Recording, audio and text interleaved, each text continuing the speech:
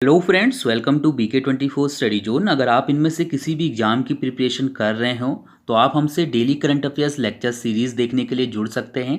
मैं डेली के daily current affairs की वीडियो अपलोड करता हूं और हम लोग ना सिर्फ करंट अफेयर्स पढ़ते हैं बल्कि उससे रिलेटेड बहुत सा जीके भी कवर करने की कोशिश करते हैं ताकि आपके आने वाले एग्जाम में बहुत ज़्यादा फ़ायदा आपको मिले। तो आप लोग चैनल को सब्सक्राइब कर लीजिए और बेल आइकन भी प्रेस कर लीजिए ताकि जो भी वीडियो मैं अपलोड करूँ उसकी नोटिफिकेशन आप तक सबसे पहले पहुँचे। वैसे मैं रोज़ रात में 12 बजे करंट अफेयर्स की वीडियो अपलोड कर देता हूँ। शुरुआत करते हैं। आज के कुछ क्वेश्चन मैंने जो कल आपसे पूछे थे उनके आंसर आपको कमेंट करके देने थे। पहला क्वेश्चन मैंने आपसे पूछा था कि विश्व ओजोन दिवस कब मनाया जाता है। तो विश्व ओजोन दिवस हर साल 16 सितंबर को मनाया जाता है। एग्जाम में बहुत पूछा जाता है, ये ध्यान रखिएगा। सेकंड क्वेश्चन मैंने आपसे पूछा था कि काजीरंगा नेशनल पार्क कहाँ स्थित है। काजीरंगा नेशनल पार्क, तो काजीरंगा नेशनल पार्क असम में स्थित है। और किसी आप में से कुछ लोगों ने कमेंट करके बताया था कि काजीरंगा नेशनल पार्क एक सींग वाले गेंडे के लिए प्रसिद्ध है। तो बिल्कुल सही है, एक सींग वाले गेंडे के लिए प्रसिद्ध है Kaziranga national park. Question number third था आपके लिए कि जीरो भेदभाव दिवस कब मनाया जाता है। तो इसी महीने मनाया गया है 1 मार्च को जीरो भेदभाव दिवस।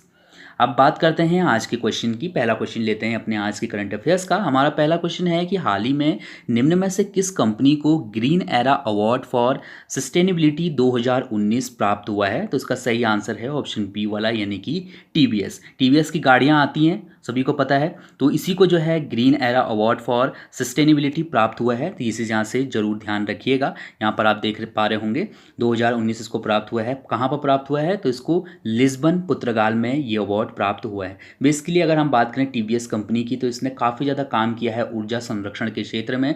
अपनी जो नई नई टेक्नोलॉजी है उसके माध्यम से ऊर्जा को बचाने में काफ़ी खासा योगदान दिया है, जिसकी वजह से इसको ये पुरस्कार दिया गया है। इसके अलावा इसको टीवीएस को ही quality and business excellence award भी प्राप्त हुआ है। यहाँ पर से टीवीएस कंपनी के डायरेक्टर और सीईओ मैंने लिखे हैं KN राधाकृष्णन। तो इनका नाम भी ध्यान रखिएगा। खास करके ये जो 2 पॉइंट हैं ये जरूर पता होने चाहिए आपको। चलिए, क्वेश्चन नंबर सेकंड है हमारा आज का कि निम्नलिखित में से किसे हाल ही में सबसे कम आयु का अरबपति घोषित किया गया है। तो इसका सही आंसर ऑप्शन बी वाला है, यानी कि काइली जेनर। काइली जेनर को सबसे कम आयु का अरबपति घोषित किया गया है। यहाँ से बात हो रही है खुद के दम पे अरबपति बनने वाली।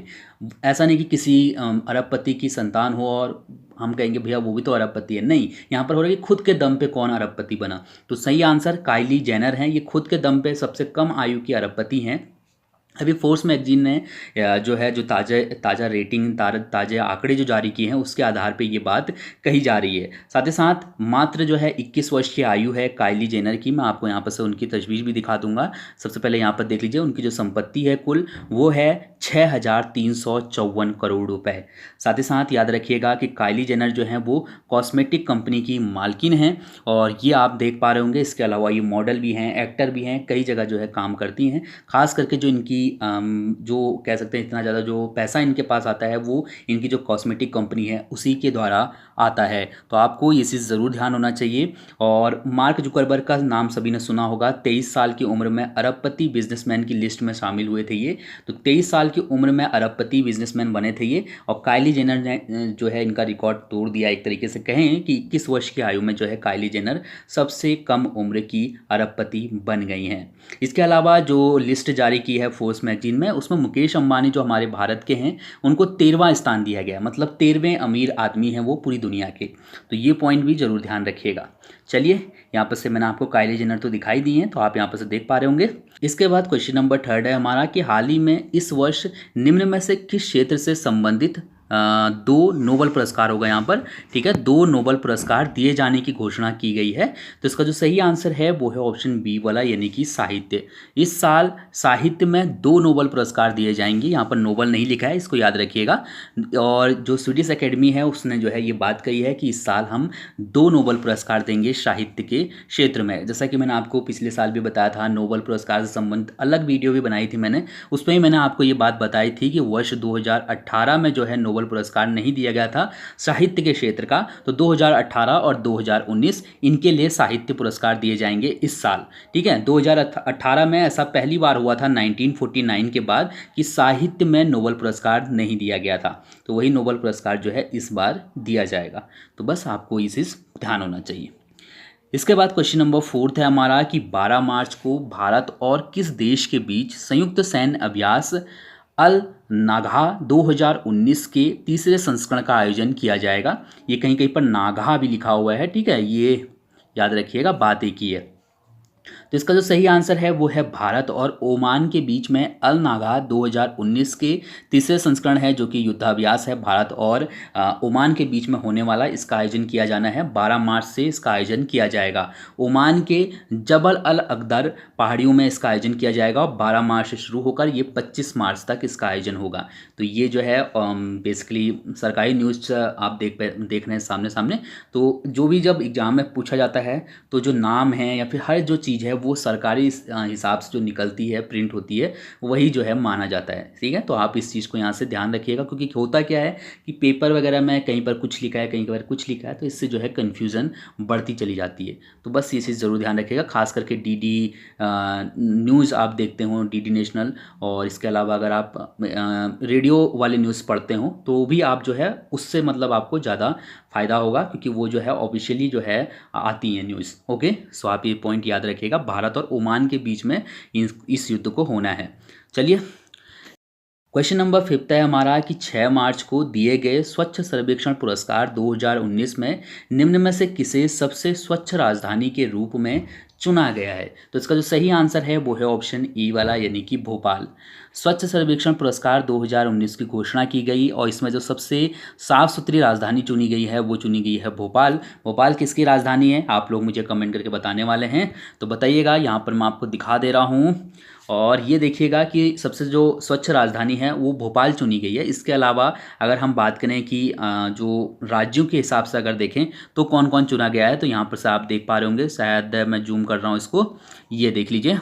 वेस्ट परफॉर्मिंग स्टेट के लिए छत्तीसगढ़ पहले नंबर पे है और झारखंड दूसरे नंबर पे है। अगर हम बात करें तीसरे नंबर की, तो महाराष्ट्र जो है तीसरे नंबर पे है। वो ये ओवरऑल बात हो रही है, ओके। छत्तीसगढ़ पहले नंबर पे, झारखंड दूसरे नंबर पे और महाराष्ट्र जो है तीसरे नंबर पे है सबसे साफ जो है राज्यों में। और भोपाल जो है सबसे स्वच्छ राजधानी है। तो यहाँ पर से ये पॉइंट ध्यान रखिएगा। चलिए, इसके अलावा और एक और जो इम्पोर्टेंट पॉइंट है, मैं इसको मिस कर रहा हूँ, ये वाला पॉइंट कि जो हम बात कर रहे हैं नमामि गंगे प्रोजेक्ट के लिए, क्योंकि नमामि गंगे जो है बेसिकली काफ़ी बड़ा और हमारे प्रधानमंत्री का एक कह सकते हैं ड्रीम प्रोजेक्ट है। तो इसके बारे में क्वेश्चन जरूर पूछा जा सकता है एग्जाम में। नमामि गंगे अभियान प्रोजेक्ट के लिए स्वच्छ गंगा शहर के रूप में गौचर को चुना गया है। ये ज़रूर याद रखिएगा, उत्तराखंड का शहर है गौचर, इसे चुना गया है नमामि गंगे अभियान के तहत स्वच्छ गंगा शहर, ठीक है, गौचर। इसके बाद क्वेश्चन नंबर 6 है हमारा कि हाल ही में किस राज्य ने व्यय प्रबंधन में सुधार करने के लिए विश्व बैंक के साथ 25.2 मिलियन डॉलर के ऋण समझौते पर हस्ताक्षर किए हैं। तो अभी हाल ही में छत्तीसगढ़ सरकार ने विश्व बैंक के साथ 25.2 मिलियन डॉलर के एक ऋण समझौते पर हस्ताक्षर किए हैं, और ये जो समझौता हुआ है इसके तहत विश्व बैंक छत्तीसगढ़ की मदद करेगा जो व्यय प्रबंधन है उसकी योजना तय करने में, साथ ही साथ निवेश प्रबंधन में, बजट कार्यान्वयन में, और जो सार्वजनिक खरीद होती हैं उसके मामले में। एक तरीके से जो बजट पेश करता है छत्तीसगढ़ सरकार, उसमें जो कह सकते हैं जो त्रुटियां हैं या फिर जो योजनाएं हैं उनको किस तरीके से जो है इम्प्लीमेंट किया जाए, इन सभी में जो है मदद करेगी छत्तीसगढ़ सरकार का विश्व बैंक। 25.2 मिलियन डॉलर के ऋण समझौते पर ये हस्ताक्षर किए गए। इतना पैसा जो है विश्व बैंक इन्वेस्ट करेगी छत्तीसगढ़ में। तो ये पॉइंट यहाँ से याद रख सकते हैं। उम्मीद करते हैं जब भी एग्जाम में पूछा जाएगा सीधे सीधे ये ऐसे ही पूछा जाएगा। क्वेश्चन नंबर 7 था हमारा कि हाल ही में नेचर क्लाइमेट चेंज द्वारा जारी एक ये पत्रिका है, इसके द्वारा एक रिपोर्ट जारी की गई है, और इसमें क्या कहा गया है कि 50 वर्षों में कितनी प्रजातियां विलुप्त हो सकती हैं। हमको बताना है कि इस रिपोर्ट के अनुसार 50 वर्षों में कितनी प्रजातियां विलुप्त होने का अनुमान है। तो इसका सही आंसर ऑप्शन डी वाला है, यानी कि 1700।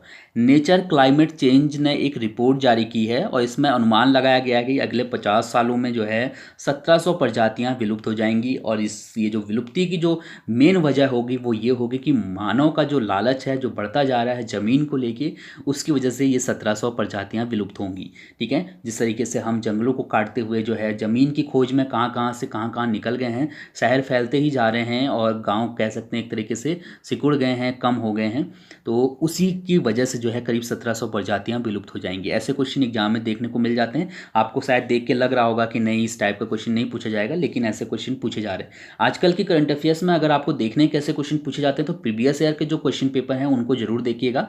और मैं आप लोगों से भी रिक्वेस्ट करता हूँ कि प्लीज़ जो आप लोग पेपर देते हैं वो कम से कम आप लोग मुझे फ़ोटो खींच के इंस्टाग्राम पे उसको सेंड कर दीजिए, ताकि मैं वहाँ से उनके जो क्वेश्चन हैं करंट अफेयर्स के वो मैं आपको करवा सकूँ। तो आपकी वजह से बहुत से लोगों को इसकी हेल्प मिल जाएगी। ठीक है, तो इतना जो है मेरा रिक्वेस्ट, इसको जो है थोड़ा सा ध्यान रखिएगा कि आपके पास अगर आप लेटेस्ट में कोई पेपर दे रहे हैं तो उसकी फ़ोटो खींच के मुझे इंस्टाग्राम पे ज़रूर सेंड करिएगा।